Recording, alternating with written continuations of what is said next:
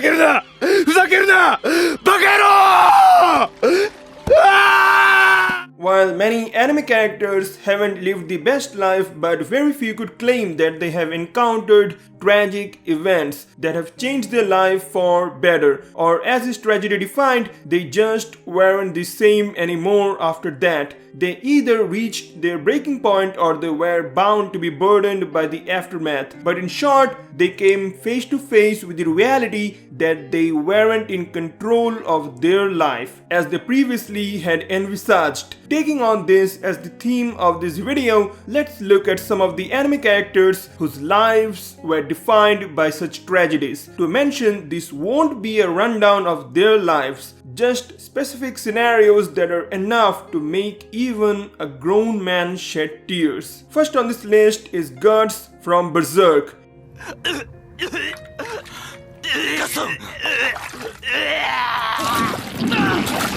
Guts is like the poster child of a tragic movie. Born from a corpse, sold by his father, raped as a young kid, had a terrifying encounter with the monster beyond his imagination, been looked down by his friend, but none of it could match the climax of the 1997 adaptation of Berserk. This man just couldn't rest. He's always either on the hunt or getting hunted down. After rescuing his friend from the dungeons, he was made to watch the Serene Meadows get crimson red, the sky resembling a blood-ordained landscape, everything around him turning ominous, and the eclipse thus commencing. The very friend who was the hope for him to live his life turned out to be the nightmare that devastated the very reasons for his existence. Having slaughtered the band of the Hawks and having raped his sole confidant, Griffith was on the verge to sacrifice Guts if it wasn't for his brute strength and the Skull Knights crossing dimensions to save him. Given a chance to live his life again, he is now on his way to hunt down Griffith with rage and new dream that is shaped upon by pure revenge. Next on the list is Emiya Kiritsugu from Fate Zero. It has never been easy for a man to shoulder the vast responsibilities or to conceive the undesirable scenarios to bring a change in the world. Although the idea is noble, but the groundwork doesn't receive a welcome from people who just want to reap the benefits since they never want to contribute anything to make it possible. In this deformed world, having such ideals as Kiritsugu means to take some drastic measures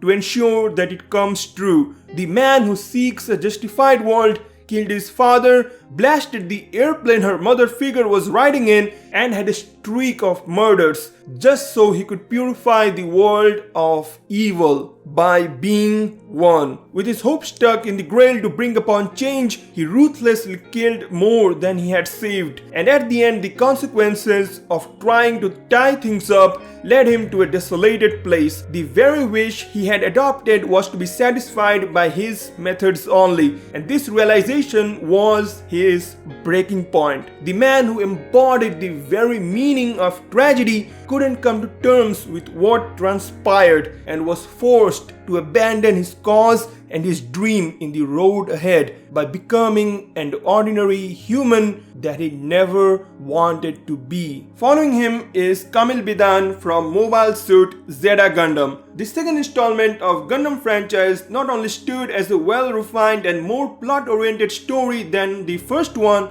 but probably one of the best Gundam anime to exist, if not the best. And this was a result of the gripping storyline, the geopolitics, and Shar Aznable. But there's one man who was at the forefront of everything, and that's our protagonist, Kamille Bidan. Being the successor of Amuro Ray, Kamille had huge steps to cover, and what better way to do so than to make him involved in various storylines. But with his involvement with many other characters, it was very evident that when the doomsday arrives, he would be the one who would get hurt the most, and that's what just happened. Since Gundam's theme is war in general, so casualties were bound to happen, and the one to take the most hits was Kamille. After losing his parents, Kamille went through many psychological traumas as with time, betrayals and deaths pushed him to his breaking point, and finally with his crew getting wiped out and the immense pressure on him of being the sole savior did take a toll on him, ultimately resulting in his mental breakdown which was beyond what he could handle. 彗星はもっとバーって動くもんな。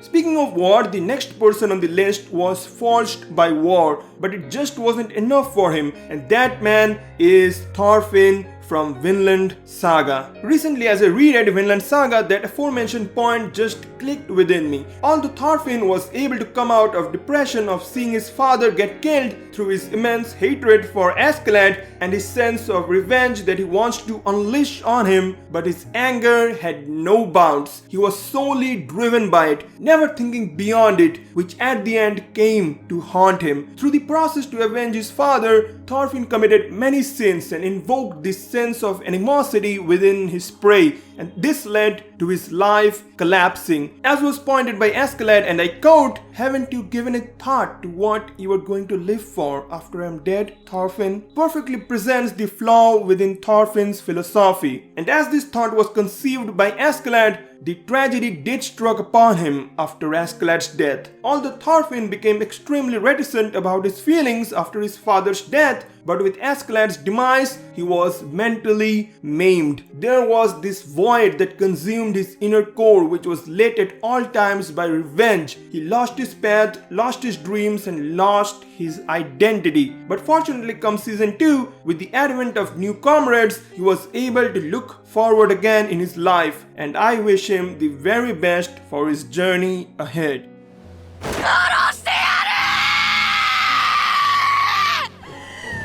Coming next is Brandon Heat from Gungrave. Brando! Not many are able to express their feelings and try to remain closeted or else channel it through his actions. One prime example of it is Beyond the Grave or Brandon Heat. Quite like Guts, Brandon was defined by his friends who made their demise during the gang rivalry, except his best friend with whom he was able to take the steps forward. Little did he know that the hunger for power of his best friend Harry would be so insatiate that it would even consume him in the end too as well. But he tried to remain oblivious to it because all he wanted was to remain beside him. But somewhere down the line he tried to walk on the right path, and that's when the storm was set loose. Not able to bear his friend's desperation, Brandon met his end when trying to speak against it. Although he was reanimated, even then he tragically faced his death. It was all the same, since even though he was able to assemble a new set of power,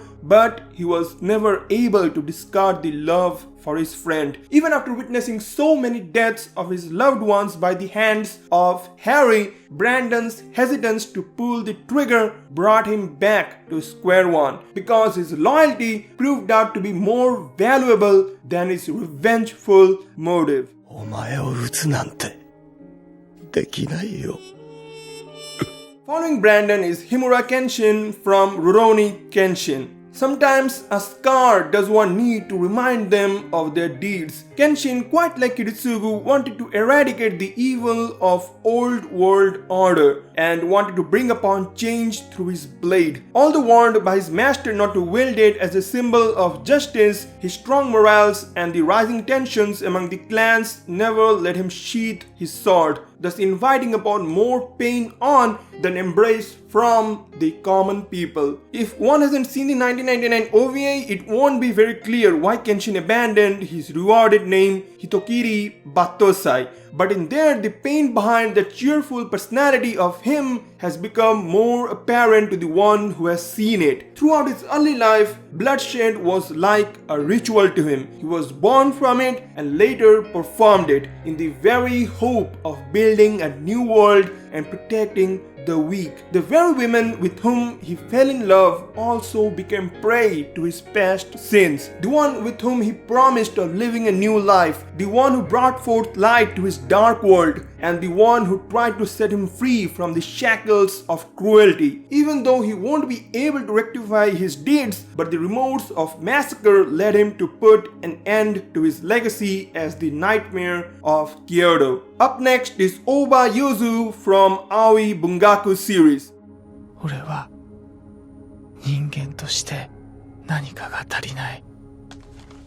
Based on one of the best-selling novels, No Longer Human, the character in the discussion is believed to have been based on the author himself. He is perhaps the most tragic character. His life was all about tragedy, and the prime example was his facade that he used to put up to identify as a human, as a person that society deems as normal. Life hasn't been easy for him in his childhood, and that's when the mental struggles started to arise within him. He was never allowed to live how he wanted. Neither he was able to express his desires, nor he was able to resist the burden of others wanting from him. Not only he wasn't able to live like a human, but somehow he was getting buried with guilt due to many unfortunate incidents. Like other characters, he might not have suffered from the death of his closed ones because frankly, he had none. But he was dying from inside and still was somehow alive. He felt traumatized by his inner demons. He felt he was restrained by something. He was preyed upon by the strong as he was made to relieve his guilt that he so much wanted to forget. Nothing I would say could possibly describe the pain he went through, and I won't even try to do it, but move on. While the other anime characters went to be the better version of their own self, here's one who tried to strike his share of pain onto his enemies, and that man is Eren Jeager from Attack on Titan. This man meant pure revenge with no qualms attached. He just wanted to share his share of what he had to endure throughout his life. Although many may say Eren's actions are unjustified, and maybe that's true, but looking back at him, I would say that even though it's understandable but not justifiable. So let's do a quick rundown, shall we? Eren was never alone. He was surrounded with tragedy from the moment he was born. He saw his mother get eaten alive, ate his father, had to come to terms with the fact that he could be a titan that he very much hated. He saw the Levi squad get crushed, was betrayed by Annie, and the day after was betrayed again by his brethren Reiner and Bertolt. If that's not enough, his father figure was devoured by the same titan that ate his mother. This was his breaking point, and through his reactions it was very much known that something big is about to go down. This is where Eren took a completely different route. Although Armin's temporary death apparently broke him, but he never deserted his goal and followed through it, at times even going beyond to make sure those atrocities never happens ever again, by taking the blame and being the very monster everyone deemed him to be.